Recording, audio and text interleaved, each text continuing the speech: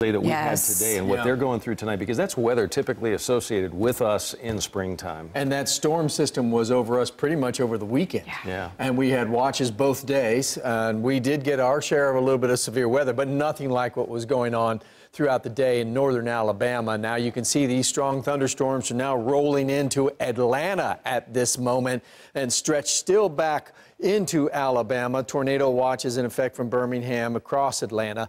This is reports of hail damage, wind damage, and a couple of tornado reports. And this is where that tornado report is in Jacksonville, Alabama. This is just to the west of the Alabama-Georgia state line. It was about 8:35 where there were reports of significant damage in that town.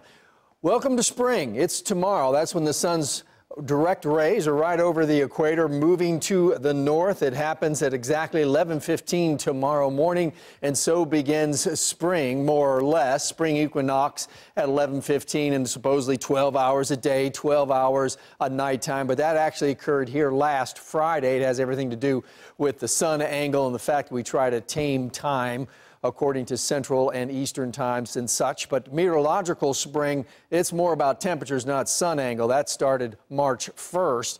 And this is what happens as we're talking about spring and temperatures. Tomorrow, the typical high 69.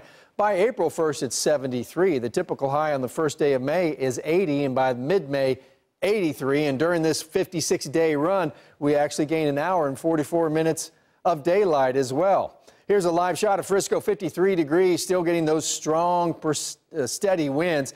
Temperatures have dropped into the upper 50s, and the winds are still at, well, 15 to 13 miles an hour. And you can see the dew points are pretty low. The relative humidity at 51%, but the temperatures in the mid-50s. This is dry air in place, and it will allow for some cooler temperatures to fall because we had two cold fronts come through here through the course of the day. One in the early morning hours, and that one is causing the strong thunderstorms. This one came through just at the end of the day. And because of the cooler air, well, we're going to have a cool start to spring. Actually, it'll still be officially winter because it's 11:15, the start of spring. Look at these temperatures. We're talking about in the 40s.